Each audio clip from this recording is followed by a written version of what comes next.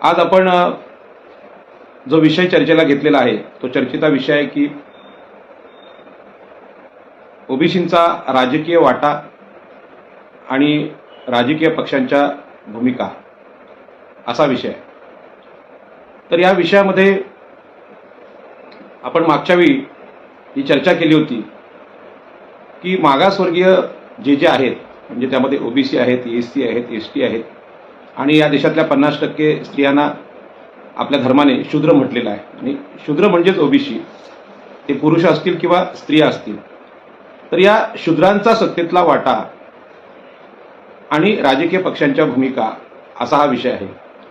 आणि या ओबीसींचा राजकीय वाटा हा विषय एवढा गंभीर आहे की सध्या म्हणजे मागच्या काळात साधारणपणे वर्ष 6 महिन्याच्या पूर्वी जरांगे पाटील यांनी जे आंदोलन केलं की आम्हाला मराठ्यांना, उच्चवर्णीय मराठ्यांना जे सामाजिकदृष्ट्या शोषित नाहीत, मागास नाहीत आणि त्यांना ओबीसीतच आरक्षण हवे किंवा सरसकट कुणबी दाखले हवे, अशा प्रकारचं आंदोलन आणि मोर्चे महाराष्ट्रात निघाल्यानंतर पहिल्यांदा ओबीसींना समजलं की या सगळ्या आंदोलनामुळे आपलं काहीतरी नुकसान होतंय आणि ते नुकसान जे आहे त्या नुकसानीमध्ये आपलं नुकसान काय होतंय हे थोडंफार समजायला ओबीसींना लागलं आणि यातूनच आमचा आरक्षणातला, शिक्षणामधला, नोकऱ्यांमधला आणि राजकीय क्षेत्रातला काहीतरी वाटा आहे आणि तो कुठेतरी पळवून नेतोय, अशा प्रकारची थोडीशी कल्पना ओबीसींना यायला लागली। आणि त्यामुळे ओबीसी हा शब्द घेऊन पहिल्यांदा जाहीर सभांना सुरुवात झाली। या सभांचं नेतृत्व आपल्याला माहीत आहे की ओबीसींचे नेते म्हटले जाणारे वडेट्टीवार असतील, माननीय मंत्री महोदय छगन भुजबळ असतील, प्रकाश अण्णा शेंडगे असतील यांनी केलं आणि त्यामध्ये जरांगे पाटील यांच्या आंदोलनावर प्रामुख्याने टीका झाली। मराठा विरुद्ध ओबीसी अशा प्रकारचं वातावरण संपूर्ण महाराष्ट्रात तयार झालं, त्याची दखल आपल्या महाराष्ट्र राज्याने घेतली, देशाने घेतली आणि जागतिक स्तरावर सुद्धा याच्या मोठमोठ्या बातम्या आल्या। हा जो संघर्ष आहे हा संघर्ष नक्की कशाचा आहे हा मोठा प्रश्न जसा महाराष्ट्राला पडलेला आहे तसाच ओबीसींना सुद्धा पडलेला आहे। आणि म्हणून ओबीसींचा राजकीय वाटा किती हा प्रश्न ओबीसींसाठी खूप महत्त्वाचा आहे, एकूणच मागासवर्गीयांसाठी खूप महत्त्वाचा आहे। आणि म्हणून या प्रश्नावर आपण बोलत असताना मागच्या 2-3 महिन्यामध्ये हा संघर्ष ओबीसींच्या वतीने ओबीसींचे नेते चालवत होते, परंतु आचारसंहिता जाहीर झाल्यानंतर, निवडणुका जाहीर झाल्यानंतर हा संघर्ष पूर्णपणे मागे पडला आणि आता स्थिती अशी आहे की ओबीसींचा कुठेही आवाज दिसेनासा झालेला आहे। आणि या पार्श्वभूमीवर महाराष्ट्रात जे व्यक्तिमत्व गाजते ते आदरणीय ॲडव्होकेट बाळासाहेब आंबेडकर आणि बाळासाहेब आंबेडकरांनी वंचित बहुजन आघाडीच्या माध्यमातून महाराष्ट्रातल्या सर्व सत्ताधाऱ्यांना सळो की पळो करून सोडलेला आहे। यामध्ये भारतीय जनता पार्टी ही तर सत्ताधारी पार्टी आहे, परंतु विरोधी पक्ष म्हणून असलेले काँग्रेस, राष्ट्रवादी, शिवसेना या पक्षांना सुद्धा मागासवर्गीयांचे अधिकार काय आहेत, मागासवर्गीयांचा सत्तेमध्ये वाटा आहे, राजकीय निवडणुकांमध्ये उमेदवारीचा वाटा आहे, या चर्चेला प्राधान्य मिळवण्यात आदरणीय प्रकाश आंबेडकर हे यशस्वी झालेले आहेत। एकूणच महाराष्ट्रातल्या मागासवर्गीयांना नेतृत्व नसल्यामुळे आता जे काही चर्चा आहे किंवा वातावरण आहे ते केवळ आणि केवळ आदरणीय बाळासाहेब आंबेडकर यांच्या माध्यमातून आपल्याला सगळ्यांना पाहायला मिळते। आणि आता 2 दिवसापूर्वी ज्या मुलाखती बाळासाहेब आंबेडकरांच्या प्रसारित झालेल्या आहेत त्या मुलाखती अत्यंत महत्त्वाच्या आहेत आणि या मुलाखतीमध्ये बाळासाहेबांनी स्पष्ट केलेलं आहे की भारतीय जनता पार्टी ही ओबीसींच्या विरोधातली आहे, किंबहुना मागासवर्गीयांच्या विरोधातली पार्टी आहे, पण उरलेले जे राजकीय पक्ष आहेत ते सुद्धा सर्वजण ओबीसी, एससी, एसटी यांच्या विरोधात आहेत आणि त्यांची जी निवडणुकीचे जे जागा वाटप आहे त्या जागा वाटपामध्ये जी चर्चा रोज होते त्या चर्चेतून जे जाणकार आहेत त्यांना या सगळ्या गोष्टींचा अर्थ चांगल्या पद्धतीने समजू शकतो। परंतु ज्या पद्धतीने हे जे सगळे समजायला पाहिजे तसं वातावरण आज आपल्याकडे नाही, म्हणजे ओबीसींना समजलं पाहिजे तसं नाही। आपल्याला कल्पना आहे की हे जे राजकीय वाटा सत्तेमधला जो आहे तो आतापर्यंत ओबीसींना समजावून सांगण्यामध्ये ओबीसींचे राजकीय नेते कमी पडलेले आहेत आणि ओबीसी, एससी, एसटी या सर्व मागासवर्गीय जातींमध्ये खऱ्या अर्थाने स्वाभिमानाने कोणी पुरून उरलं असेल या सत्ताधाऱ्यांना ते आदरणीय बाळासाहेब आंबेडकर. खरं म्हणजे राजकीय नेते ते चालू आहे काय बरोबर दिसत काय नाही प्रतिक्रिया वगैरे. हा खाली स्लो दाखवते बघ, नाही तर दोन्ही नेट सुरू कर. काहीच दिसत नाही. ठीक आहे. तर या सगळ्या चर्चेमध्ये कुणाच्याही प्रतिक्रिया दिसत नसल्यामुळे मला थोडंसं कन्फ्युजन झालं आणि म्हणूनच थोडा वेळ थांबून चेक केलं. तर यामध्ये मुद्दा असा आहे की ओबीसींचा जो राजकीय वाटा आहे त्यामध्ये राजकीय पक्षांची भूमिका आज संध्याकाळपर्यंत अतिशय स्पष्ट झालेली आहे की मागासवर्गीय म्हणून कुणीही राजकीय आरक्षण ओबीसीनाच काय एससी एसटीना किंवा स्त्रियांना द्यायला तयार नाही. आणि अशी ही राजकीय पक्षांची भूमिका पाहिल्यानंतर ओबीसींचा राजकीय वाटा ओबीसींना का मिळत नाही किंवा ओबीसी म्हणजे तरी कोण या चर्चेपर्यंत जाण्याची आवश्यकता आज निर्माण झाली. बाळासाहेब आंबेडकरांची भूमिका ज्या पद्धतीने येते ती पाहिल्यानंतर त्यांचा जो आत्मविश्वास आहे तो आत्मविश्वास पाहून सगळ्या ओबीसींना आश्चर्य वाटतं की बाबा या सगळ्या विषमतेच्या भारतामध्ये उच्चवर्णीयांनी अतिशूद्र जे घटक आहेत त्यामध्ये एसटी आणि एसटी बांधव आहेत यांच्याकडे जसं दुर्लक्ष केलं त्याच पद्धतीने ओबीसीनी सुद्धा कधी या गोष्टीची जशी हवी तशी दखल घेतली नव्हती की मागासवर्गीय जातीत जन्मलेल्या शूद्रातिशूद्रांना सुद्धा राजकीय सत्तेमध्ये वाटा असला पाहिजे. याची कोणी दखल घेतली नाही आणि आज दखलपात्र विधानं जी महाराष्ट्रात होत आहेत ती आदरणीय बाळासाहेब आंबेडकरांची. त्यामुळे मागच्याच मुलाखतीत मी सांगितलं होतं की बाळासाहेब आंबेडकर हे महाराष्ट्रातल्या समस्त मागासवर्गीय एससी एसटी ओबीसी आणि स्त्रिया यांचं नेतृत्व करायला राजकीय मैदानात उतरलेले आहेत आणि म्हणून त्यांच्या प्रत्येक गोष्टीकडे आपण ओबीसीनी लक्ष द्यायला पाहिजे अशी विनंती मी आताच करतो.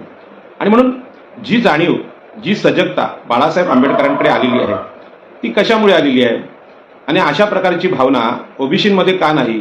ओबीसींना आपला सत्तेतला राजकीय वाटा किती असला पाहिजे तो कोणाकडे मागितला पाहिजे हे का समजत नाही. याचं कारण आहे की मुळात खोलात जाऊन ओबीसीने आतापर्यंत राजकीय सत्तेच्या बाबतीत विचारच केलेला नाही. त्यांना असं वाटतं की निवडून येण्याची क्षमता त्यांच्याकडे असते तेच निवडून येतात आणि आमच्याकडे क्षमता नाही म्हणजे निवडून येण्याची क्षमता नसल्यामुळे आम्हाला कुणी तिकीट देत नाही आणि निवडून येण्याची क्षमता ज्यांच्यामध्ये नाही त्यांनी निवडणुकीला उभंच राहायचं नसतं. आता निवडण्याची क्षमता म्हणजे काय हे जर पाहिलं तर तुमच्या लक्षात येईल की महाभारतामध्ये आपल्याला एकलव्याचं धनुर्धारी विद्या शिकणं आपल्याला सगळ्यांना माहीत आहे. एकलव्य हा आदिवासी विद्यार्थी स्वतः अभ्यास करतो आणि अभ्यास करून धनुर्विद्यामध्ये निष्णात होतो. इतका निष्णात होतो की तो अर्जुनाला म्हणजे सत्तेचा भावी वारसदार जो आहे क्षत्रियांच्या सत्तेचा त्या अर्जुनाला हरवू शकतो. अशी स्थिती निर्माण झाल्यानंतर द्रोणाचार्य गुरुजी त्याचा अंगठा कापून घेतात आणि क्षत्रियांना सत्तेची स्पर्धा शूद्रातिशूद्रांशी होऊ नये अशा प्रकारची काळजी घेतात आणि शूद्रातिशूद्रांच्या सत्ता संघर्ष आहे तो संपवून टाकतात आणि मोकळं रान हे क्षत्रियांना करून देतात. म्हणजेच द्रोणाचार्याच्या कथेत द्रोणाचार्य आणि एकलव्याच्या कथेतून ओबीसी शूद्रातिशूद्रांवर कशा प्रकारे त्यांना संधी नाकारण्याचा प्रयोग महाभारतात झाला तसाच प्रयोग वर्तमान काळात आज होतोय. ओबीसींना कुणी निवडणुकीची तिकीटच द्यायला तयार नाहीत आणि हा संघर्ष आज एकाकीपणे बाळासाहेब आंबेडकर करतायत. भाजपला हरवणं हे देशातल्या सगळ्या राजकारण्यांचं आत्ताचं ध्येय आहे आणि म्हणूनच बाळासाहेब आंबेडकर हे काँग्रेस राष्ट्रवादी आणि शिवसेना यांच्या गटात एकत्रितपणे लढायला तयार झाले. परंतु या सगळ्या पक्षांचं म्हणणं असं आहे की तुम्ही आमच्याबरोबर या परंतु तुम्ही फक्त मतदानासाठी या. तुम्हाला राजकीय वाटा देण्याची गरज काय. जर वंचित बहुजन आघाडी या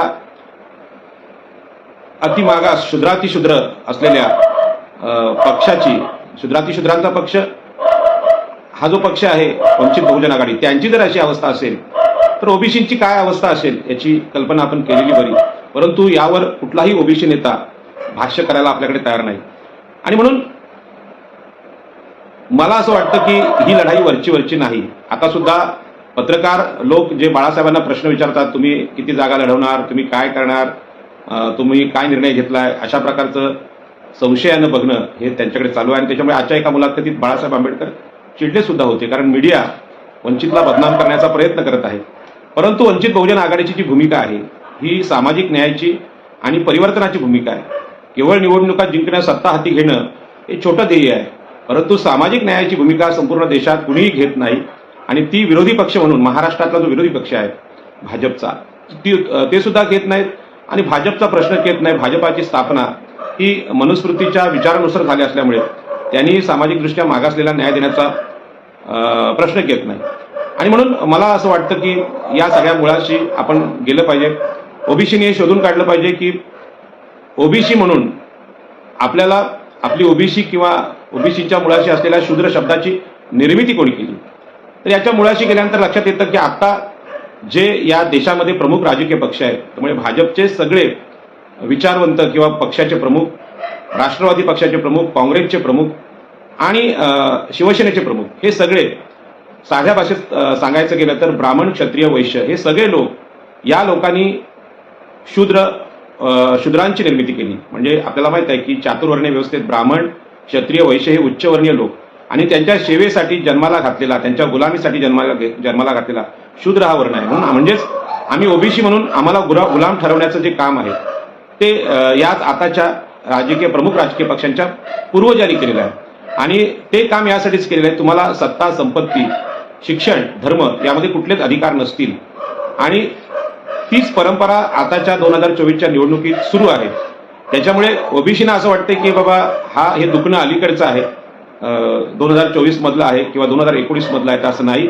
या सगळ्याला ऋग्वेद काळापासूनची परंपरा आहे आणि या परंपरेने आम्हाला गुलाम ठरवलेला आहे. त्यामुळे तुम्ही जसं समजता की पाटील साहेब या जागा वाटपांवर तुम्ही बोला, सीटवर बोला, या कोणाकोणाला किती सीट मिळायला पाहिजे, हे पाहिजे, त्यावर बोला, तर ओबीसीसाठी हा एवढा साधा सरळ प्रश्न नाही, तर त्या प्रश्नाची खोली खूप आहे. आणि आदरणीय बाळासाहेब आंबेडकर एवढ्या आत्मविश्वासाने आज बोलतात, त्याला आंबेडकरी चळवळीची परंपरा आहे. आणि ही परंपरा डॉक्टर बाबासाहेब आंबेडकरांनी निर्माण केलेली आहे. आणि बाबासाहेब आंबेडकरांनी ही परंपरा देत असताना जी मांडणी आणि जी पायाभरणी केलेली आहे, त्याच्यामुळे आजचे बाळासाहेब आंबेडकर आपल्याला पाहायला मिळतात.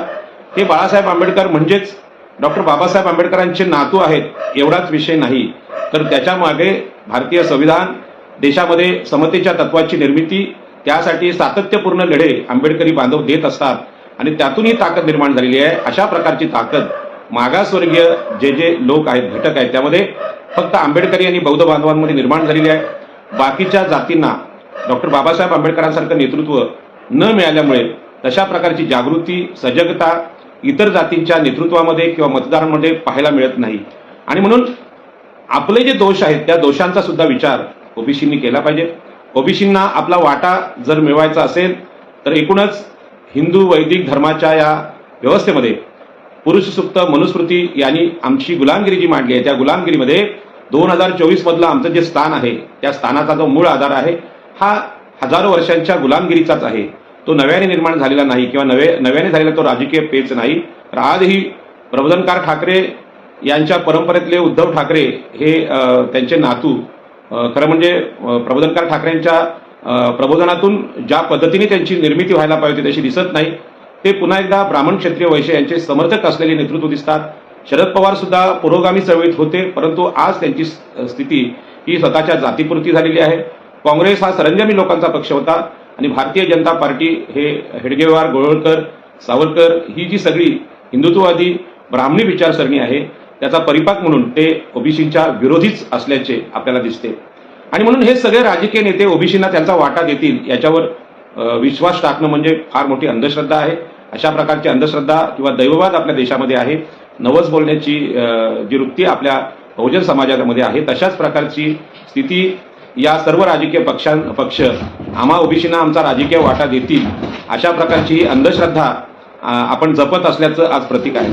आणि म्हणून भारतीय जनता पार्टी हा गोळवलकर गुरुजींच्या मनुवादी विचारधारेचा पक्ष आहे. परंतु या बाकीच्या विरोधी पक्षांचे जे प्रमुख आहेत ते पाहिले तर ते ब्राह्मण आहेत, मराठा आहेत आणि वैश्य व्यापारी आहेत. आणि या सगळ्या लोकांनी ओबीसींना सगळ्या प्रकारचे अधिकार नाकारलेले असताना ओबीसींनी आपला सत्तेचा वाटा मागायचा कुणाकडे. आणि आपल्याला माहित आहे भीक मागून काही मिळत नसतं, संघर्षाशिवाय राजकीय सत्ता अशक्य आहे. आणि म्हणून अशा परिस्थितीमध्ये ओबीसींना त्यांचे राजकीय अधिकार सांगण्या अगोदर त्यांची या धर्मव्यवस्थेमधली जी स्थिती आहे ती स्थिती आम्ही समजून घेतली पाहिजे. मागच्या मुलाखतीत मी सांगितलं होतं की काँग्रेस सुद्धा हा चातुर्वर्ण्यवादी पक्ष आहे. आज राष्ट्रीय स्तरावर विरोधी पक्ष म्हणून काँग्रेस लढतोय. कोणाविरुद्ध लढतोय? भाजप विरुद्ध. तर भाजप सुद्धा चातुर्वर्ण्याचा मनुस्मृतीचा समर्थक आहे आणि काँग्रेस सुद्धा समर्थक आहे आणि उरलेले दोन पक्ष राष्ट्रवादी आणि शिवसेना सुद्धा चातुर्वर्ण्याचे समर्थक आहेत. अशा परिस्थितीमध्ये आज महाभारतामध्ये जसं अभिमन्यूची अवस्था झाली होती, चक्रव्यूहामध्ये बाळासाहेब आंबेडकर एकाकीपणे लढत आहेत आणि त्यांच्यासोबत ओबीसींनी उभं राहणं ही काळाची गरज आहे. तरच या 2024च्या निवडणुकीमध्ये आपल्या हाताला काहीतरी लागणार आहे. परंतु ओबीसींना डॉक्टर बाबासाहेब आंबेडकरांची चळवळ, बाबासाहेब आंबेडकरांचा संघर्ष समजावून कोणी सांगायचा हा सुद्धा मोठा प्रश्न आहे. आणि तो प्रश्न असा आहे की तो समजल्याशिवाय ओबीसींना राजकीय सत्तेतला वाटा समजणारच नाही. आणि म्हणून हे सर्वच राजकीय पक्ष ओबीसींच्या विरोधी आहेत. आपल्याला माहित आहे मागच्या काळामध्ये 2019च्या निवडणुकीच्या अगोदर मराठा समाजाला आरक्षण देण्याचा प्रयत्न विधानसभेत झाला. त्यावेळी सर्वच राजकीय पक्षांनी त्याच्यावर सह्या केल्या. त्यामध्ये विधानसभेतले, विधान परिषदेमधले ओबीसीचे आमदार सुद्धा ते सह्या करण्यास हजर होते. आता 2024ला सुद्धा मराठ्यांना 10% आरक्षण जाहीर झालं आणि त्यावेळी सुद्धा सर्वच राजकीय पक्षाच्या आमदारांनी त्यावर सह्या केल्या, ओबीसींनी सुद्धा केल्या. हे मराठा आरक्षण म्हणजे काय? मराठा हे सामाजिकदृष्ट्या मागासलेले नाहीत, शोषित नाहीत आणि म्हणून त्यांचं आरक्षण हे सुप्रीम कोर्टाने नाकारलेलं आहे. संविधानाने जे तत्व सांगितले त्यात सुद्धा ते नाकारलेलं आहे. असं असताना ओबीसींमध्ये घुसखोरी करण्याच्या हेतूनं महाराष्ट्राची विधानसभा, महाराष्ट्राची विधान परिषद एक होते, सर्व राजकीय पक्ष एक होतात. याचाच अर्थ सामाजिक न्यायाचं जे आरक्षण आहे ते ओबीसीना आहे, एससीना आहे, एसटीना आहे. त्यांच्या विरोधात सगळे राजकीय पक्ष आहेत आणि ही राजकीय पक्षांची जी महायुती आहे म्हणजे सत्ताधारी आणि विरोधी पक्षांची ती ओबीसींच्या विरोधी असल्यामुळे मराठा आरक्षणासाठी आग्रही असलेले शिवसेना, काँग्रेस, राष्ट्रवादी हे ब्राह्मण, क्षत्रिय, वैश्य यांचे पक्ष ओबीसींचं जे स्थानिक स्वराज्य संस्थांमधलं आरक्षण आहे ते आरक्षण आकडेवारी नाही म्हणून निवडणुकाच न घेणारे म्हणजे सत्ताधारी त्यांच्या विरुद्ध विरोधी पक्ष ओबीसींसाठी लढायला तयार नाहीत, पण मराठा या क्षत्रिय जातीसाठी लढायला तयार आहेत. आणि म्हणूनच ओबीसींच्या विरोधात ब्राह्मण, क्षत्रिय, वैश्य आहेत ही पुन्हा पुन्हा सिद्ध होत असलेली गोष्ट आहे. आणि त्याच्यामध्ये आमचे जे नेते, विधानसभेत जे आमदार आहेत त्या आमदारांना सुद्धा ही गोष्ट माहिती आहे. परंतु तोंड दाबून बुक्क्यांचा मार ते खातात, कारण त्यांना ओबीसी जातींसाठी लढण्याची प्रेरणा अजून तरी मिळालेली नाही. आणि विधानसभेच्या, विधान परिषदेच्या आणि लोकसभेच्या बाहेर असून सुद्धा आदरणीय बाळासाहेब आंबेडकर हे तडफेने प्रश्न मांडतात. याच्यामुळे ही गोष्ट सिद्ध होते की आपल्याला माहित आहे की देशाची जनता ही सार्वभौम असते आणि म्हणून रस्त्यावरचे लढे हे सुद्धा राजकारणाला प्रभावित करत असतात. आज वंचितचा अशा प्रकारचा राजकीय सत्तेत कुठलाही वाटा नसताना त्यांनी महाराष्ट्रामध्ये अशी आघाडी घेतलेली आहे की वंचित बहुजन आघाडीच्या बाळासाहेब आंबेडकरांच्या विचाराशिवाय या देशात आणि या महाराष्ट्रात काहीच घडू शकत नाही. अशा प्रकारची स्थिती निर्माण झालेली आहे आणि स्थिती मागासवर्गीयांच्या सत्तेचा उदय अलीकडे होऊ लागलाय आणि तो सत्तेचा उदय म्हणजेच आदरणीय बाळासाहेब आंबेडकरांची सगळी गाजत असलेली वक्तव्य आहेत आणि ओबीसींनी त्यातून खूप काही शिकण्यासारखं आहे. आणि म्हणून स्वतः ओबीसी नेते आणि मतदार हे गुलामगिरीच्या मानसिकतेत आज जगतात. एक ओबीसींचा कार्यकर्ता म्हणून मी जाहीररित्या कबूल करतो. मानसिकतेचा विचार केला तर ते आज गुलामच आहेत आणि म्हणून तीच अवस्था एससी आणि एसटीची सुद्धा आहे, स्त्रियांची सुद्धा आहे. फक्त यातला बौद्ध बांधव म्हणून जो आंबेडकरी घटक आहे तो जागृत होऊन एकाकीपणे या महाराष्ट्रात राज्य क्षेत्रात लढा देत आहे. आता तुम्ही म्हणाल की ओबीसींना लोकशाहीमध्ये स्वातंत्र्य आहे, त्यांना निवडणुका लढण्यापासून कोणी अडवलंय? त्यांना म्हणजे अशी एक कमेंट मी पाहिली की ब्राह्मण, क्षत्रिय, वैश्य यांनी सगळ्या राजकीय सत्तेवर आपला पूर्ण वचक ठेवलेला आहे. सत्ताधारी जरी भाजप असला तरी विरोधी पक्ष म्हणून लढण्याची संधी संघटितपणे ओबीसी, एससी, एसटी यांना मिळत नाही, त्यांना उमेदवारी मिळत नाही. याची अनेक कारणं आहेत. देशामध्ये लोकशाही आणली गेली परंतु आर्थिक समता किंवा आर्थिक लोकशाही आपल्या देशात नाही. याच पद्धतीने सामाजिक लोकशाही सुद्धा आपल्या देशात नाही. आणि धार्मिक आधाराने पाहिलं तर ब्राह्मण, क्षत्रिय, वैश्य यांची पूर्ण धर्मावर, सांस्कृतिक वर्चस्वावर पकड असल्यामुळे ओबीसींना कोणताच वाटा सामाजिक, धार्मिक, राजकीय, आर्थिक मिळालेला नाही. आणि तो वाटा नसल्यामुळे लढायला जी साधन संपत्तीची गरज असते ती साधन संपत्ती हव्या त्या प्रमाणात ओबीसींकडे नाही, ही वास्तव आहे. परंतु याच्यापेक्षा भयानक अवस्था वंचित बहुजन आघाडीच्या कार्यकर्त्यांची आणि नेतृत्वाची आहे. तरी सुद्धा ते महाराष्ट्राच्या राजकीय सत्ताधाऱ्यांना नमवतात. मग ही ताकद कोणती? तर ती ताकद कोणती आहे याचा अभ्यास आणि चर्चा वारंवार अशा प्रकारच्या चर्चेमध्ये बोलून ओबीसींनी समजून घेतला पाहिजे. आणि म्हणून धार्मिक विचार या देशाचा पाहिला तर तो विचारच मुळात विषमतेचा विचार आहे. विषमता म्हणजे 85% मागासवर्गीय स्त्रिया, ओबीसी, एससी, एसटी यांना अधिकार नाकारणारा विचार आहे आणि तो उच्चवर्णीयांच्या फायद्याचा विचार आहे आणि तो फायद्याचा विचार ऋग्वेद काळात पुरुष सूक्तामध्ये मांडला गेला, मनुस्मृतीमध्ये मांडला गेला. हे पुरुष सूक्त काय असतं, वेद काय असतात, मनुस्मृती काय असते, आम्ही हिंदू असून सुद्धा ओबीसीना त्यातला काहीच माहीत नाही. आणि म्हणून आमची जी गुलामगिरी आहे, आमच्या गुलामगिरीचा मूळ आजार धर्मव्यवस्थेत आहे आणि धर्मव्यवस्था आम्हाला गुलाम करते. ही गोष्ट जर ओबीसीना सांगण्याचा प्रयत्न केला तर ओबीसीना त्याचा राग येतो. ते सांगतात आम्हाला धर्माचा खूप अभिमान आहे आणि या हिंदू धर्म अतिशय पवित्र आणि श्रेष्ठ असा धर्म आहे, त्याच्याविषयी तुम्ही काही बोलत असाल तर आम्हाला राजकीय सत्ता नसली तरी चालेल. अशा प्रकारची विचारसरणी ओबीसींची असल्यामुळे ओबीसींचा राजकीय वाटा काय आहे, राजकीय वाटा काय असतो हा कळण्याचा मार्गच बंद होतो. आणि म्हणून ओबीसींमधला कुठलाही नेता धार्मिक विषमतेवर, हिंदू धर्मातल्या, वैदिक धर्मातल्या ब्राह्मण, क्षत्रिय, वैश्य यांच्या शोषकांवर बोलायला तयार नाही.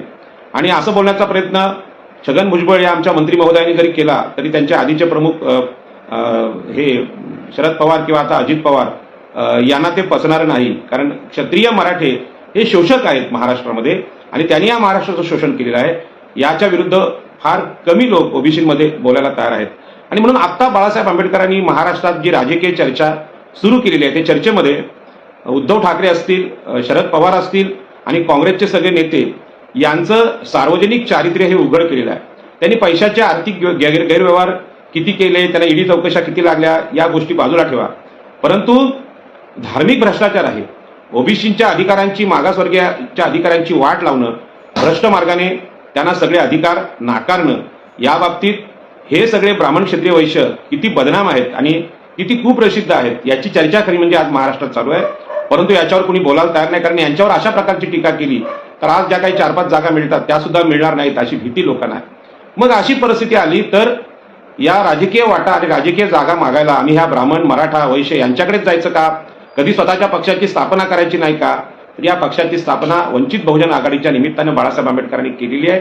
आणि मागच्या निवडणुकीमध्ये अशा प्रकारच्या मागासवर्गीय बांधवांना, ओबीसी, एससी, एसटी यांना मोठ्या प्रमाणात उमेदवारी देऊन बाळासाहेब आंबेडकरांनी सांगितलं की शूद्र या ओबीसींची लोकसंख्या 52% आहे, बऱ्यापैकी आर्थिक स्थिती त्यांची आहे, लढण्या इतपत स्थिती आहे, परंतु त्याच्यापेक्षा भयानक आर्थिक, राजकीय, सामाजिक स्थिती असताना सुद्धा वंचित बहुजन आघाडीने मागच्या लोकसभेला हा महापराक्रम करून दाखवला.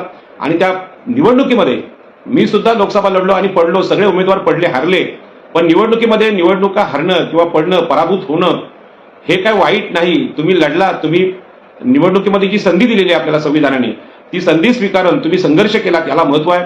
आणि त्या हरलेल्या लढाईचा विजयी परिणाम वर्तमान काळात 2024 मध्ये आपण पाहतोय.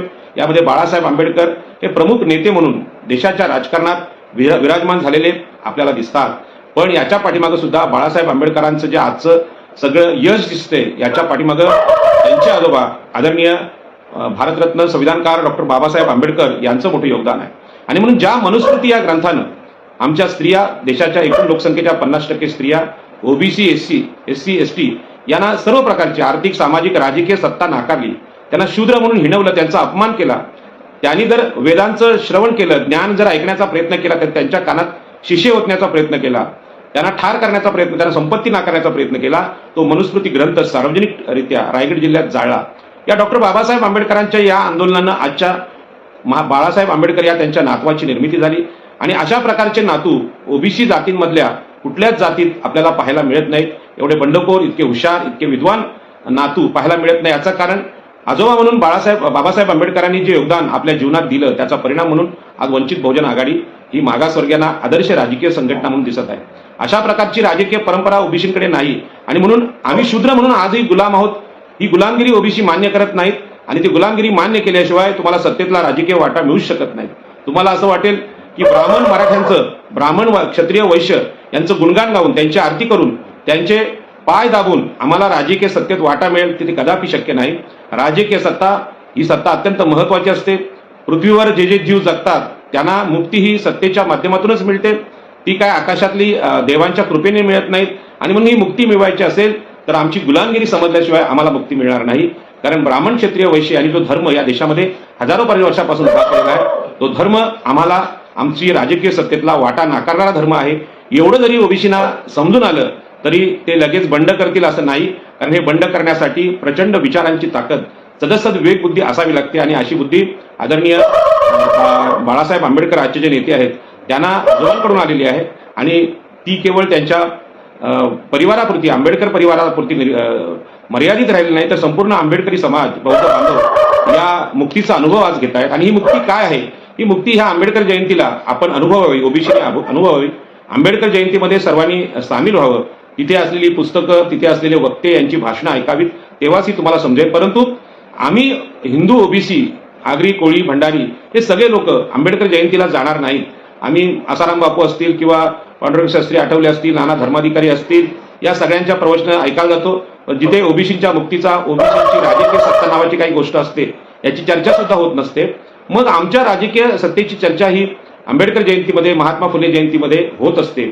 अलीकडेच शिवजयंतीच्या कार्यक्रमामध्ये सुद्धा शूद्रांच्या अधिकारांचा, रयतेचा विचार सुद्धा ऐकायला मिळत नाही. छत्रपती शिवाजी महाराजांचं जे व्यक्तिमत्व आहे ते रयतेचं स्वराज्य निर्माण करणारं व्यक्तिमत्व आहे आणि त्यांना सुद्धा वैचारिकदृष्ट्या बदलण्याचं काम महाराष्ट्रात चालू आहे. आणि म्हणूनच आज मला आनंद वाटला की शाहू महाराजांच्या उमेदवारीला बाळासाहेब आंबेडकर यांनी पाठिंबा दिला. त्यांनी सांगितलं की त्यांच्या बरोबर आम्ही सगळे आहोत. परंतु वर्तमान काळात जेवढे मराठा सत्ताधारी आहेत किंवा छत्रपती शिवाजी महाराजांचे वारसदार आहेत त्यांनी सुद्धा ओबीसी विरोधी भूमिका घेतलेली आहे. मराठा जातीची बाजू घेतलेली आहे. मराठा जातीला सरसकट कुणबी दाखले हवेत किंवा त्यांना ओबीसीच्या आरक्षणामध्ये वाटा हवा ही असंविधानिक मागणी आहे. त्याचं समर्थन त्यांनी केलेलं आहे. त्याच्यामुळे महाराष्ट्रात ओबीसीना अतिशय तल्लख बुद्धीने विचार करावा लागणार आहे. केवळ त्या कुटुंबात जन्मलेला एखादा आहे किंवा त्या जातीत जन्मलेला आहे म्हणजे तो समतावादी आहे, तो विषमतेचा विरोधक आहे असं म्हणता येणार नाही. त्यांच्या प्रत्यक्ष वागण्यावरून आपल्याला निर्णय घ्यावे लागतात. आणि म्हणून ओबीसींचा आरक्षणाच्या विरोधी संपूर्ण महाराष्ट्रातले ब्राह्मण, मराठा, वैश्य आज आहेत. आणि आरक्षणाचं जे तत्व आहे त्या आरक्षणाच्या तत्वामध्येच आपल्याला माहिती आहे नोकऱ्यांमधलं आरक्षण, शिक्षणामधलं आरक्षण आणि राजकीय आरक्षण अशा सगळ्या गोष्टी आहेत. परंतु हे ओबीसीचं आरक्षण संपवण्याचा संकल्पच महाराष्ट्राच्या विधानसभेने केलेला आहे. त्यामध्ये अजितदादा पवार आहेत, देवेंद्र फडणवीस आहेत, एकनाथराव शिंदे आहेत. हे सगळे सत्ताधारी आपल्या विरोधात असताना ओबीसींना राजकीय वाटा देणार कोण हा मोठा प्रश्न आहे. आणि म्हणून बाळासाहेब आंबेडकर आज स्वतंत्रपणे लढतायत. ते कोणाकडे अर्ज विनंत्या करत नाहीत. त्यांनी सांगितलेले की आम्हाला स्वातंत्र्य आहे, आम्ही कुठेही जाऊ शकतो, कसंही लढू शकतो. आणि हा पराक्रम 2019 मध्ये त्यांनी केला. आणि त्यांनी जेव्हा या सगळ्या लोकसभेच्या जागा लढवल्या त्यावेळी बीजेपीची बी टीम असा त्यांच्यावर आरोप करण्यात आला. हा जो आरोप आहे तो आरोप याचं प्रतीक आहे की शूद्रातिशूद्र ओबीसींनी स्वातंत्र्याचा मार्ग पत्करला की त्यांच्यावर प्रचंड टीका, त्यांचे अपमान करण्याची प्रवृत्ती ही उच्चवर्णीयांमध्ये आहे. अर्थातच पत्रकारिता असेल, प्रचार यंत्रणा असतील, या उच्चवर्णीयांकडे आहेत. सगळ्या आधुनिक यंत्रणा आहेत. ईव्हीएम सारखी ओबीसीना, एससी एसटीना हरवणारी यंत्रणा, अत्यंत आधुनिक यंत्रणा त्या सत्ताधारी जातींकडे आहे.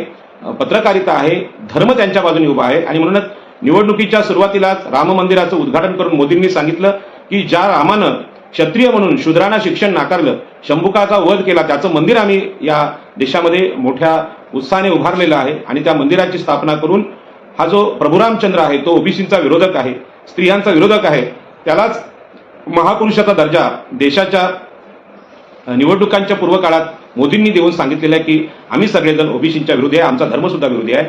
आणि खऱ्या अर्थानं ओबीसी, एससी, एसटी यांना समतेचा विचार 2500 वर्षापूर्वी सांगणाऱ्या भगवान बुद्धाला अयोध्येच्या राम मंदिराच्या खाली बुद्ध व्यवस्थेचे किंवा बुद्ध स्मृतीस्थळांचे अवशेष सापडून सुद्धा ते नाकारणारे मोदी रामाला पुढे करतात. याचं कारण या देशामध्ये विषमतावादी धर्म इथल्या ब्राह्मण, क्षत्रिय, वैश्य यांना हवा आहे. आणि हा जो धर्म आहे तो ओबीसींच्या विरोधी आहे. ही गोष्ट ओबीसींना समजली पाहिजे. आणि म्हणून ओबीसींना जागा करण्याची आंदोलनं ओबीसी नेत्यांनी केली पाहिजे. आता आपल्याला माहित आहे ओबीसी नेत्यांचा सगळ्यात मोठा अडचणीचा प्रश्न आहे धर्म. आणि तो धर्मच त्यांना गुलाम करत असेल आणि त्या धर्माचं समर्थन जर ओबीसी करत असतील तर ओबीसींना राजकीयच काय, शिक्षणातला वाटा असेल, नोकऱ्यांमधला वाटा असेल, अगदी पाणवठ्यावरचा वाटा असेल किंवा जगण्याचे अधिकार आहेत ते मिळणं सुद्धा अशक्य आहे. आणि म्हणून 2024 ची निवडणूक ही अत्यंत महत्वाची आहे. ही निवडणूक मनुस्मृतीच्या सगळ्या समर्थकांची निवडणूक आहे. म्हणजे ब्राह्मण, क्षत्रिय, वैश्य हे मनुस्मृतीचे सुपुत्र आहेत आणि या सुपुत्रांमध्ये सत्तेचं भांडण आहे. त्या सत्तेमध्ये ओबीसी, एससी, एसटी यांना प्रवेश सुद्धा नाकारला जात आहे. आणि हा प्रवेश नाकारला जाण्याची जी चर्चा आहे ती बाळासाहेब आंबेडकरांच्या प्रत्येक मुलाखतीत आता पाहायला मिळते. आणि महाराष्ट्रातल्या ओबीसींनी ही सगळी चर्चा नीट निरखून ऐकली पाहिजे, समजून घेतली पाहिजे अशी मी विनंती करतो. आणि म्हणून सांस्कृतिक गुलामगिरीमुळे ओबीसींना सत्तेतला वाटा मिळत नाही हे ओबीसी नेत्यांना म्हणजे वडेट्टीवार असतील, मान्य मंत्री महोदय छगन भुजबळ असतील किंवा प्रकाश अण्णा शेंडगे असतील यांना कसं समजावं हा प्रश्न आहे. कारण धर्म म्हणून ती अशी चर्चा ऐकणारच नाहीत आणि त्यांना सांगायचा प्रयत्न केला तर ते सांगतील की नाही, आपल्या ओबीसी लोकांना धर्म अतिशय प्रिय आहे, देव हे अतिशय प्रिय आहेत, देवळे अतिशय प्रिय आहेत आणि मग त्यांना याच्या विरुद्ध आम्ही बोलून आमचं राजकीय अस्तित्व आम्ही कशाला गमावू. आणि म्हणूनच ते नेते सुद्धा या व्यवस्थेचे गुलाम आहेत आणि आमचे ओबीसी मतदार सुद्धा गुलाम आहेत. आणि म्हणून बौद्ध बांधवांनी जी सांस्कृतिक गुलामगिरी संपवण्याचा जो मार्ग निवडलेला आहे तो मार्ग विद्यमान व्यवस्थेत बाळासाहेब आंबेडकरांच्या निमित्ताने आपल्याला पाहायला मिळतो. बाळासाहेब आंबेडकरांचा हा जो परिचय आहे हा परिचय बौद्ध बांधव काय ओबीसीना करून देणार नाहीत, पण ओबीसी म्हणून मी तो करून देणं हे गरजेचं आहे. आणि म्हणून सांस्कृतिक गुलामगिरी म्हणजे धार्मिक गुलामगिरी. हिंदू धर्माने आमच्यावर जी गुलामगिरी लादलेली आहे त्यामध्ये सर्व प्रकारचे अधिकार आमचे नाकारलेले आहेत हे मनुस्मृती वाचल्यानंतर आपल्याला लक्षात येतं. आणि ही गुलामगिरी महात्मा ज्योतिबा फुले यांनी सुद्धा सांगितली की तुमच्याकडे शिक्षण नाही, धार्मिक अधिकार नाहीत, म्हणून तुम्ही या व्यवस्थेचे गुलाम आहात. तर ही जी गुलामगिरी बाबासाहेब आंबेडकरांनी सुद्धा आम्हाला सांगितली.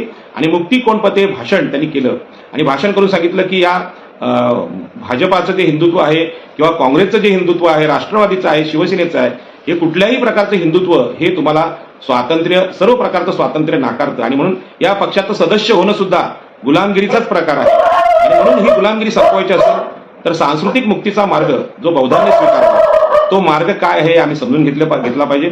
आणि हा सांस्कृतिक धार्मिक मुक्तीचा मार्ग तुम्हाला राजकीय वाटा देतो.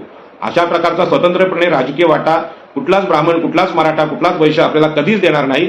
आणि म्हणून बाबासाहेब आंबेडकरांनी आपल्या बांधवांना सांगितलं की तुम्ही या मुक्तीच्या मार्गाने चला आणि तोच मुक्तीचा मार्ग, धार्मिक मुक्तीचा मार्ग म्हणजेच भगवान बुद्धांच्या समतेकडे जाण्याचा मार्ग, तोच संविधानाचा मार्ग आहे, तोच तुम्हाला राजकीय सत्ता देऊ शकतो. आता ही जी राजकीय सत्ता आहे ती राजकीय सत्ता या देशातला कुठलाच राजकीय पक्ष ओबीसीना देऊ शकत नाही. हे वास्तव मी सांगितलं तर मग जायचं कुठे असा प्रश्न ओबीसीना पडू शकतो. आणि ते सांगतील की तुमचं पाटील साहेब हे काय आम्हाला पटत नाही, परंतु हे सत्य आहे. कुठलेच राजकीय पक्ष महाराष्ट्रातले तुम्हाला ही सत्तेचा वाटा देऊ शकत नसतील. तर स्वतंत्र राजकीय पक्ष स्थापन करणं किंवा अपक्ष म्हणून लढणं हा आपल्या समोरचा मार्ग आहे.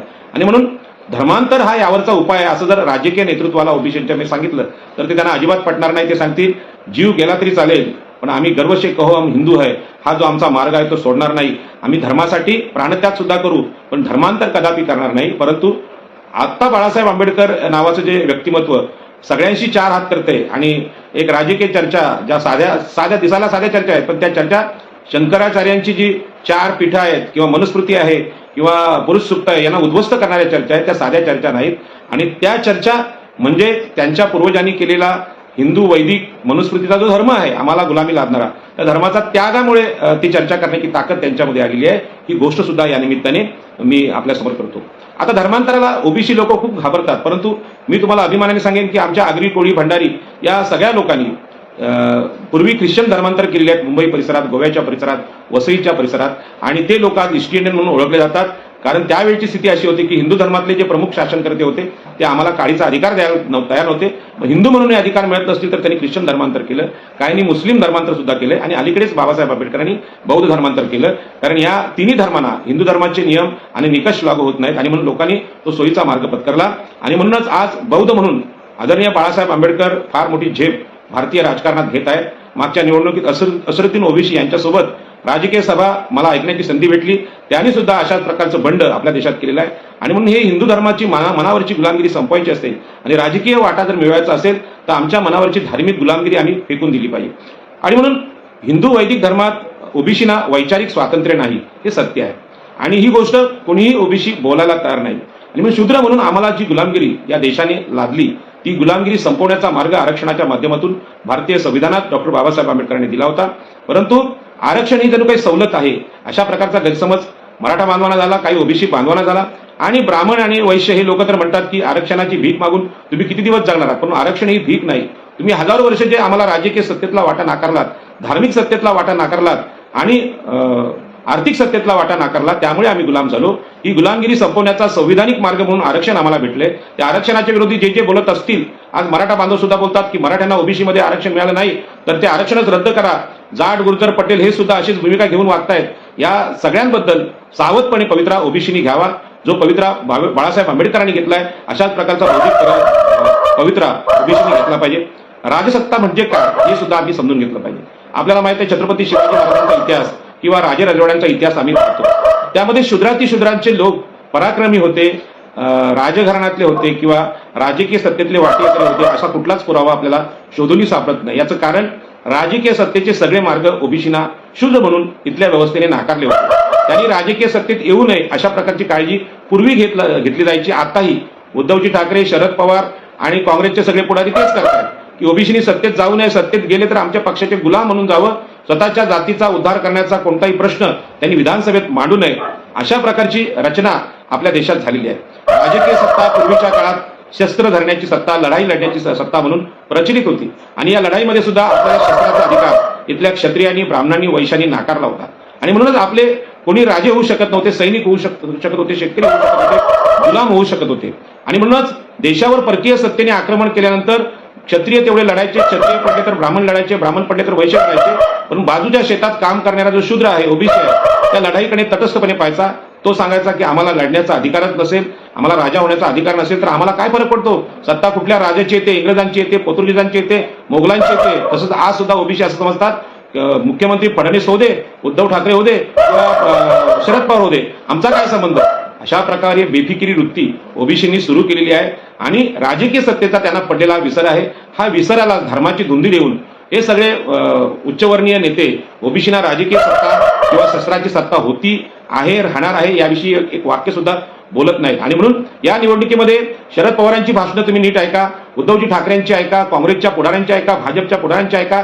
कधी ओबीसी मतदाराला राज्य करण्याचा अधिकार मिळावा, त्यांना राजकीय सत्तेमध्ये लोकसंख्येच्या 52% वाटा मिळावा, एकूण ओबीसी, एससी, एसटी आणि स्त्रियांना 85% या देशाची सत्ता मिळावी अशा प्रकारचं एकही भाषण तुम्हाला कोणी करताना दिसत नाही. आज राहुल गांधींनी हा पाठपुरावा सुरू केलेला आहे की या देशातल्या मागासवर्गीयांना, वंचितांना, पिचड्यांना सत्तेमध्ये वाटा भेटला पाहिजे अशा प्रकारची भाषणं ते करतायत. परंतु राहुल गांधींनी जे सगळी वक्तव्य केली आहेत त्याला काँग्रेसमधल्या सरंजामी लोकांचा पाठिंबा नाही आणि हा पाठिंबा जर मिळवायचा असेल तर राहुल गांधींना केवळ राजकीय सत्तेमध्ये मागासवर्गीयांना वाटा एवढाच बोलून चालणार नाही, तर ज्या धार्मिक व्यवस्थेने भारतामधल्या मागासवर्गीयांना हा वाटा नाकारलेला आहे ती व्यवस्था उद्ध्वस्त करण्याचा संकल्प केला पाहिजे. त्यासाठी संविधानाला पूरक असलेला डॉक्टर बाबासाहेब आंबेडकरांनी सांगितलेला बौद्ध धम्म काय आहे हे देशाला ओरडून सांगावं लागेल आणि अशा प्रकारची हिंमत जर राहुल गांधींमध्ये आली तर देशामध्ये थोडंफार परिवर्तन होऊ शकतं. पण संविधानकारांनी जी कृती मागच्या काळात केली अशा प्रकारच्या कृती करणारा राजकीय नेता आज तरी अस्तित्वात नाही आणि ओबीसी, एससी, एसटी आणि स्त्री शूद्रांना राजकीय सत्तेतला वाटा हवा असेल तर त्यांच्या मनावर गुलामी लादणारा धर्म सुद्धा आम्हाला बदलावा लागेल. आणि म्हणून राजसत्ता ही शूद्रांना ब्राह्मण, क्षत्रिय, वैश्य या त्रैवर्णिकांनी नाकारली आणि त्याच पद्धतीने शिक्षणाचा अधिकार सुद्धा नाकारला. हाच अधिकार महाभारतामध्ये एकलव्याला नाकारला गेला आणि हाच अधिकार आपल्याला माहित आहे शंभुकाला महाभारतात नाकारला गेला आणि अशा प्रकारचे अधिकार नाकारण्याचं काम डॉक्टर बाबासाहेब आंबेडकरांच्या जीवनात झाले. आज अनेक विद्यार्थी आमचे आत्महत्या करतायत किंवा विद्यार्थ्यांना शिकू न देणारी यंत्रणा महाराष्ट्राच्या राजकारणात, देशाच्या राजकारणात शिक्षण विरोधी गोष्टी पाहायला मिळतात. शाळा बंद करण्याचा प्रयत्न आपल्या महाराष्ट्रात होतोय. शिक्षणावरचा पैसा नको तिकडे वळवण्याचं काम मोदी सरकार सुद्धा करते. म्हणजे ओबीसींचं शिक्षण नाकारण्यासाठी, राजसत्ता नाकारण्यासाठी सारा देश कामाला लागलेला. आताच्या निवडणुका हे खरं सांगायचं म्हटलं तर लोकशाहीच्या निवडणुका जगाला दिसत असल्या तरी या देशातल्या ओबीसी, एससी, एसटी या 85% लोकसंख्येवर गुलामी लादण्याच्या निवडणुका आहेत आणि या निवडणुकांमध्ये त्यांना लढण्याची संधी नाकारली जाते. हे सगळ्यात भयानक आहे. कमीत कमी तुम्ही संधी जी आहे म्हणजे भारतीय संविधानाने सुद्धा सर्व प्रकारचे संधी आणि अधिकार देणारी अनेक आर्टिकल लिहिली गेली आहेत, परंतु संविधान समोर असताना ओबीसीना निवडणुकीमध्ये तिकीट नाकारण्याचा जो प्रकार सुरू आहे त्या नाकारण्याचा प्रकाराचा उद्रेक जो आहे तो बाळासाहेब आंबेडकरांच्या वक्तव्यातून आता पाहायला मिळतोय. परंतु ओबीसी बांधव, ओबीसी राजकीय नेते याच्यावर बोलायला तयार नाहीत आणि म्हणूनच ओबीसी हे आज तर्क करायला सुद्धा तयार नाहीत कारण ते वेगळ्या गुलामगिरीमध्ये जगतायत. बाळासाहेब आंबेडकर अशा प्रकारचा युक्तिवाद का करू शकतात हा म्हणजे महाराष्ट्रात चर्चेचा मुद्दा असायला पाहिजे. पण अशी त्यांनी चर्चा केल्यामुळे समाजातले जे सगळ्या चर्चा आहेत किंवा मतदारांच्या चर्चा आहेत त्या चर्चांमध्ये संघ परिवार असेल किंवा काँग्रेस, राष्ट्रवादी, शिवसेना असेल ते बाळासाहेब आंबेडकरांना बदनाम करण्याचा प्रयत्न करतायत. मागच्या 2019च्या निवडणुकीत बाळासाहेब आंबेडकरांसहित माझ्यासह सगळ्यांना भाजपची बी टीम म्हणून जाहीर केलं, परंतु आज भाजपमध्ये जे सामील झालेले सर्वपेक्षीय नेते आहेत म्हणजे शिवसेनेचा अर्धा पक्ष हा बीजेपीमध्ये गेलेला आहे, राष्ट्रवादीचा अर्धा पक्ष ही बीजेपीमध्ये गेलेला आहे. हे सगळे लोक कोण आहेत? जातीने उच्चवर्णीय आहेत. एकनाथ शिंदे असतील, अजित पवार असतील. काही लोक सांगतात की नाही त्यांना ईडी लावली म्हणून ते गेले, त्यांची इच्छा नव्हती. परंतु त्यांना ईडी तरी का लावली तर त्यांनी एवढ्या मोठ्या चोऱ्या केलेल्या आहेत. तर ठीक आहे, भाजपा हे फार मऊ असे शासक आहेत. खरं म्हणजे यांना म्हणजे छोटी चोरी जर कोणी केली छोट्या भुरट्या चोरांनी तर त्याला जेलमध्ये टाकतात, जन्मठेपेची शिक्षा करतात. पण लोकांचे 70,000 कोटी खाणाऱ्या लोकांना एवढ्या वॉशिंग पावडर निर्मासारखं मोदी आणि शाह आपल्या जवळ का ठेवतात हा मोठा प्रश्न आहे. त्याच्यामुळे हे काय लोकशाही किंवा लोकांचा न्याय राहिलेला नाही. तर याच्यामध्ये ब्राह्मण क्षत्रिय वैश्य हे सत्तेमध्ये कसे राहावेत आणि ओबीसी एससी एसटी यांचे सत्तेचे मार्ग बंद कसे करावेत यासाठी राजकीय चर्चा सुरू आहे. पण मीडिया सुद्धा याची दखल घेत नाहीत. मीडिया कधी विचार करत नाहीत. अरे होय, भारतीय संविधानाची एखादी कॉपी घेऊन त्याच्यावर चर्चा मीडिया पत्रकार करत नाहीत. या संविधानात सांगितलेलं आहे की ज्या 85% मागासवर्गीयांना, स्त्रियांना, ओबीसी एससी एसटी यांना राजकीय सत्तेचे मार्ग पूर्वीच्या काळात बंद करण्यात आले होते. ते बंद केलेले मार्ग आता कुठला राजकीय पक्ष सुरू करतोय का याच्यावर मीडिया चर्चा करत नाही. आणि ही चर्चा अशी होते की बाळासाहेब आंबेडकर हे बीजेपीला जिंकून देण्यासाठी प्रयत्न करतात. पण तुम्ही तरी काय करताय? तुमच्यातले अर्धे लोक जर आज भाजपमध्ये गेलेले असतील तर उरलेले लोक भाजपमध्ये जाणार नाही याची गॅरंटी काय? आणि त्याच्यामुळे आता ब्राह्मण क्षत्रिय वैश्य या सत्ताधाऱ्यांना कुठलंच राजकीय आणि आर्थिक चारित्र्य नसतं, शील नसतं, ही काळाने सिद्ध केलेली गोष्ट आहे. त्याच्यामुळे ओबीसी लोकांना जी भीती आहे की आमचं काय होईल, आम्ही निवडणूक लढलो, फॉर्म भरलं तर काय होईल आणि आमच्यावर काय किती टीका होईल किंवा आम्हाला आत्महत्या टाकलं जाईल, याची भीती बाळगण्याची गरज नाही. कारण उच्चवर्णीय लोक जे जे सत्तेत गेलेत त्यांनी किती गैरव्यवहार केलेत. दस्तूरबुद्ध भाजपाने ज्या पद्धतीने ईडी लावून विरोधी पक्षांना लुटलेलं आहे, उद्योगपतींना लुटलेलं आहे आणि त्यांना जवळजवळ खंडण्याच द्यायला लावल्यात इलेक्ट्रोल बॉन्डच्या निमित्ताने.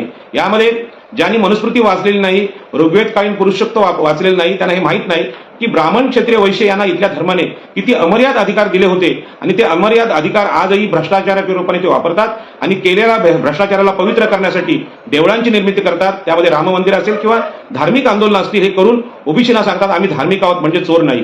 परंतु जे जे धर्मप्रमुख आहेत, जे जे ब्राह्मण क्षत्रिय वैश्य आहेत, त्यांनी केलेल्या ज्या चुका आहेत, घोडचुका आहेत, भ्रष्टाचार हे पाहिलं तर या देशामध्ये 15% लोकसंख्या असलेली हे ब्राह्मण क्षत्रिय वैश्य प्रचंड लूट देशाची करतात आणि ती लूट परकीयांनी केलेल्या लुटीपेक्षा जास्त आहे. आणि म्हणून ओबीसीनी हे जे पाप पुण्याचे विषय ते बाजूला ठेवून आमच्या मानकोटीवर बसलेल्या, आमच्या मानेवर बसलेल्या, आम्हाला गुलाम करणाऱ्या सत्ताधाऱ्यांना निवडणुकीमध्ये आव्हान देण्याचं सामर्थ्य ठेवलं पाहिजे. पण ते सामर्थ्य मिळण्यासाठी आपण मनाने प्रथम स्वतंत्र झालं पाहिजे आणि मनाचं स्वातंत्र्य हे सगळ्यात मोठं स्वातंत्र्य आहे असं बाबासाहेब आंबेडकर सांगून गेलं. आणि मनाचं स्वातंत्र्य म्हणजेच इथल्या धर्माने लादलेली गुलामगिरी आहे ती सोडून देणं, हे आपण समजून घेतलं पाहिजे. आणि म्हणून बाबासाहेब आंबेडकरांचं नातू असणं म्हणजे काय हे आपल्याला समजून घ्यावंच लागेल. कारण शरद पवारांचं नातू असणं म्हणजे काय हे पार्थ पवारने दाखवून दिलं. किंवा सगळे मराठा ब्राह्मण वैश्य यांचे नातू आज काय करतात आणि आदरणीय बाळासाहेब आंबेडकर हे डॉक्टर बाबासाहेब आंबेडकरांचे नातू म्हणून समस्त मागासवर्गीयाला न्याय देण्यासाठी आटोकाट संघर्ष करतात, समतेचा संघर्ष करतात. हे नातू असणं किंवा हे आजोबांचं वारसदार म्हणून जगणं यामध्ये फरक काय तो आम्ही समजून घेतला पाहिजे. आणि आम्हाला जर असे नातू व्हावे असं वाटत असेल तर आजच्या पिढीला बाबासाहेब आंबेडकर व्हावं लागेल, छत्रपती शिवाजी महाराज व्हावं लागेल. परंतु केवळ त्याच घराण्यात जन्म घेऊन तशा प्रकारच्या महापुरुषांचं जगणं शक्य नसतं. आणि म्हणून जन्माने श्रेष्ठत्व हे मनुस्मृतीने सांगितलं तर भगवान बुद्धांनी सांगितलं की माणसाचं चांगुलपण हे त्या संस्काराने येत असतं, चांगल्या संस्काराने येत असतं. आणि म्हणून प्रत्येक पिढीला संस्कारात ठेवणं, संस्कारात चांगल्या जगायला शिकवणं ही आपली सगळ्यांची जबाबदारी आहे. आणि म्हणून सर्वच राजकीय पक्ष आज ओबीसीना गृहीत धरतात. आता मी पाहिलं आदरणीय प्रकाश आंबेडकर यांची भेट प्रकाश अण्णा शेंडगे यांनी घेतली. खरं म्हणजे जर प्रकाशजी आंबेडकर, आदरणीय प्रकाशजी आंबेडकर ही या ब्राह्मण मराठा वैश्य यांच्याशी संघर्ष करतात, त्यांच्याशी सत्तेसाठी झुंज घेतात, तर अशा प्रकारची झुंज ही वडेट्टीवार, ही छगन भुजबळ आणि प्रकाश अण्णा शेंडगे यांनी ब्राह्मण मराठ्यांची घेतली पाहिजे. आणि हे तर आपले भाऊच आहेत, या भावांना घेऊन, प्रकाश आंबेडकर घेऊन आपण लढाई लढली पाहिजे. पण सत्तेची झुंज घ्यायची असेल तर या खऱ्या सत्ताधाऱ्यांशी, ब्राह्मण मराठ्यांशी लढून आम्ही सत्ता मिळवली पाहिजे, ही आपली लढाई असली पाहिजे. पण तशा प्रकारचं धाडस ओबीसी नेत्यांमध्ये पाहायला मिळत नाही. हे ते मानसिकदृष्ट्या, राजकीयदृष्ट्या गुलाम असल्याचं प्रतीक आहे. आणि म्हणून शस्त्रांचा आणि राजकीय सत्तेचा अधिकार नाकारणारे कोण होते तर ब्राह्मण क्षत्रिय, ब्राह्मण मराठे होते. आणि विषमतेच्या वैदिक काळामध्ये मनुस्मृतीच्या विचारसरणीने प्रेरित असलेल्या आजच्या ब्राह्मण मराठ्यांनी ओबीसीना राजकीय बंड करता येणार नाही याची पूर्ण काळजी घेतलेली आहे. त्यांच्याकडे जमिनी नाहीत, त्यांच्याकडे सत्ता नाही, त्यांच्याकडे संपत्ती नाही, त्यांच्या बाजूने धर्म नाही आणि हे सगळं वातावरण निर्मिती करून ओबीसी लढणारच नाहीत अशा प्रकारची काळजी आज बाकीची खाती आहेत, ईडी आहेत, पोलीस सुद्धा घेतात. या सगळ्या यंत्रणांवर, पत्रकारितेवर कोणाचं वर्चस्व आहे आपण पाहिल्यानंतर लक्षात येईल की ओबीसीना विरोध करणारी लोक हे संघटितपणे आपलं काम करतायत. आणि म्हणून आपल्याला ओबीसीना केवळ राजकीय बंड सहज करता येणार नाही, त्याच्या अगोदर आपल्याला आपल्या समाजाचं प्रबोधन करावं लागेल आणि धार्मिक बंड सुद्धा करायला लागेल. धार्मिक बंड जोपर्यंत आम्ही करत नाही तोपर्यंत राजकीय स्वातंत्र्य अवघड आहे. आणि म्हणून ओबीसीना देव, देवळे, मंदिरे, धर्म ही स्वातंत्र्य नाकारणारी ठिकाणं आहेत. ही गोष्ट कोण सांगणार आणि सांगितले तर समजणार कशी, हा मोठा प्रश्न आहे. आणि म्हणून शूद्रांना उच्च वर्णीयांच्या म्हणजे ब्राह्मण क्षत्रिय वर्णामध्ये प्रवेश करण्यात हजारो वर्षापासून बंधन आहेत. आणि ही जी बंधनं आहेत ती तुम्ही शूद्र आहात तर शूद्र म्हणून राहा, तुम्ही आमचे गुलाम म्हणून, सेवक म्हणून, नोकर म्हणून राहा, अशा प्रकारचं धर्माने सांगितलेलं आहे. आणि म्हणून उच्च वर्णीयांच्या क्षेत्रात आम्हाला प्रवेश नाहीत, त्याचाच अर्थ सत्तेच्या क्षेत्रामध्ये ओबीसीना प्रवेश आजही नाकारला जातो. आणि त्यांचा हा प्रवेश नाकारण्याचा कार्यक्रम इथल्या धर्माने आखलेला आहे. त्यामुळे राजकीय पक्ष तिकीट देत नाहीत ही तक्रार साधी तक्रार नाही, तर हे सगळे राजकीय पक्ष शिवसेना, काँग्रेस, राष्ट्रवादी, भाजप हे सगळे मनुस्मृतीचे समर्थक पक्ष आहेत. आपल्याला ह्या पक्षांच्या पलीकडे आपले राजकीय पक्ष स्थापन करावे लागतील. नाहीतर मनुस्मृतीने आपल्याला सांगितलेलं आहे, ऋग्वेदाने सांगितलेलं आहे की जिथे तुम्ही शूद्र म्हणून जन्म घेतलात तिथेच तुम्ही मरा. तुम्हाला राजकीय सत्तेत वाटा मिळणार नाही, धार्मिक सत्तेत मिळणार नाही, आर्थिक सत्तेत मिळणार नाही. आणि म्हणूनच आपल्याला बाबासाहेब आंबेडकरांनी जे लढे दिले त्या लढ्यामध्ये आम्हाला कुळांचा संघर्ष, शेतमजूर असलेल्या लोकांना जमीन मालकीसाठी संघर्ष करावा लागला. तो कोकणातल्या कुणब्यांनी केला, आग्र्यांनी केला, भंडाऱ्यांनी केला, कराड्यांनी केला. त्याच पद्धतीने पाण्यासाठी आम्हाला संघर्ष करावा लागला, त्या जंगलांसाठी संघर्ष करावा लागला. आणि हा संघर्ष निरंतर चालू आहे. आता आमचं ओबीसीचं राजकीय सत्तेतलं जे अस्तित्व होतं संविधानाने दिलेलं ते इम्पिरिकल डेटा नाही म्हणून देवेंद्र फडणवीस यांनी नाकारलं. पण देवेंद्र फडणवीस हे पेशवाईप्रमाणे मनुस्मृतीने वागतात अशा प्रकारचं राजकीय वक्तव्य करण्याची हिंमत कुठल्याच ओबीसी नेत्यांमध्ये नाही. आणि अशा प्रकारचं वक्तव्य केल्यानंतर देवेंद्र फडणवीस काय करतात हे सगळ्यांना माहित आहे. आणि म्हणून सत्तेचा गैरवापर हे ब्राह्मण क्षत्रिय वैश्य यांचं या देशातलं वैशिष्ट्य आहे. त्याच्यामुळे आपला शत्रू जर इतका खतरनाक आहे, जसं छत्रपती शिवाजी महाराज हे अफजल खानाला भेटायला जाण्यासाठी गुलाबाच्या फुलांचे पुष्पगुच्छ घेऊन गेले नाहीत तर वाघनखं घेऊन गेलेत. कारण छत्रपती शिवाजी महाराज हे वास्तवतेचे, सत्याचे समर्थक होते, सत्यशोधक होते. अशा प्रकारचं सत्याचं शोधन ज्या ज्यावेळी मागासवर्गीय लोक करतात त्यामध्ये बाबासाहेब आंबेडकर, महात्मा ज्योतिबा फुले हे सगळेजण आहेत.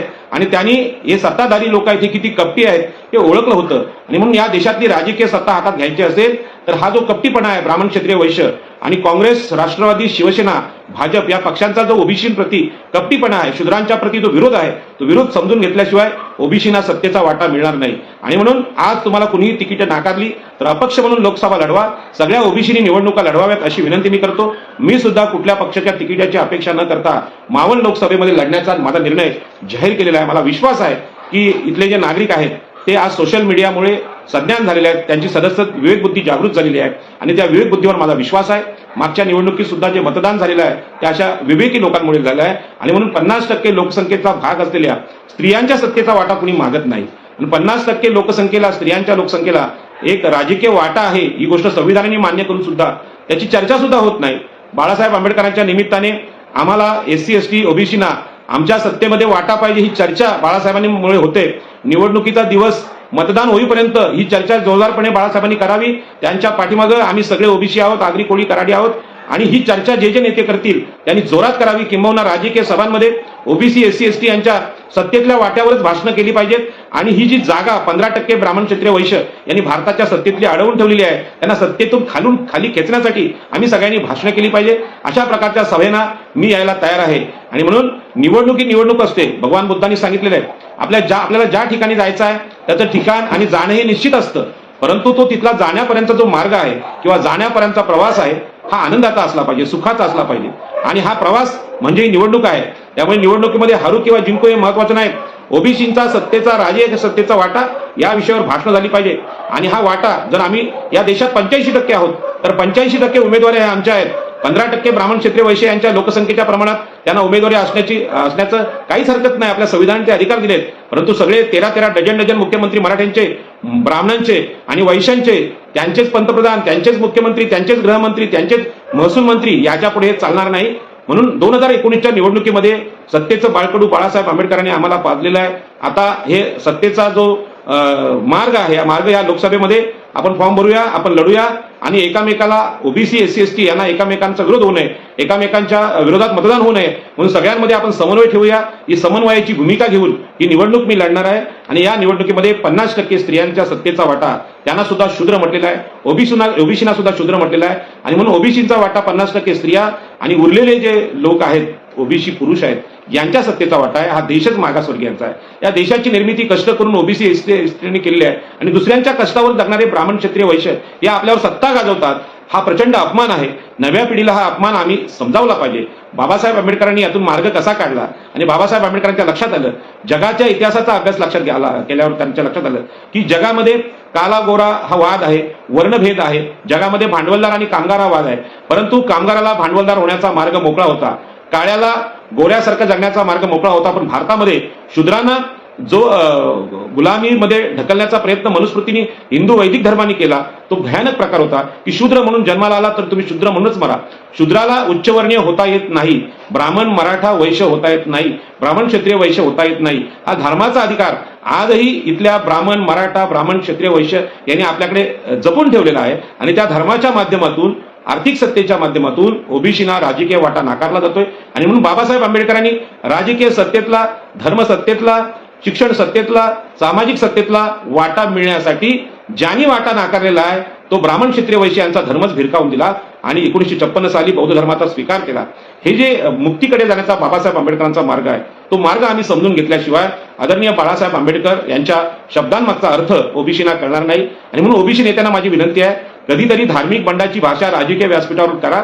हे सगळे मोदी, शहा, फडणवीस, शरद पवार, अजित पवार, उद्धव ठाकरे तुम्हाला शरण आल्याशिवाय राहणार नाही. कारण या गोष्टी तर धर्माच्या करतात, परंतु अधर्माने किती वागतात हे आपण या निवडणुकीतून पाहतो. अधर्म हाच आहे की या देशातल्या निर्मात्यांना, या देशातल्या कष्टकऱ्यांना, ओबीसी एससी एसटी यांना राजकीय वाटा नाकारणं हाच या देशातला अधर्म आहे. आणि या अधर्माचं समर्थन हिंदू वैदिक पुढारी, हिंदू वैदिक धर्ममार्तन करत असतील तर अशा प्रकारचा धर्म ओबीसीने सोडून दिला पाहिजे, तरच तुम्हाला राजकीय सत्तेमधला वाटा मिळेल. ही सत्य गोष्ट, लपलेली गोष्ट बाळासाहेब आंबेडकरांच्या चर्चेमुळे पुढे येते.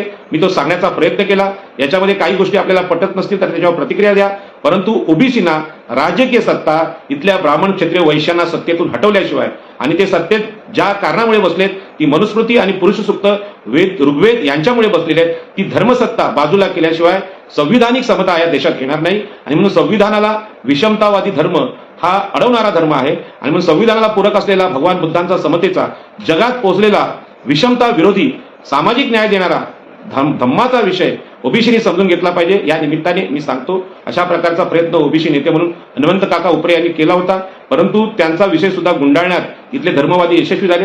आणि म्हणून ओबीसीमध्ये जे नेते या धर्मसत्तेला आव्हान देतील त्यांनाच राजकीय सत्ता मिळू शकते. इथे धर्मसत्ता म्हणजे मनुस्मृती सत्ता आणि भाजपची, शिवसेना, काँग्रेस, राष्ट्रवादी यांची राजकीय सत्ता ही हातात हात घालून फिरते.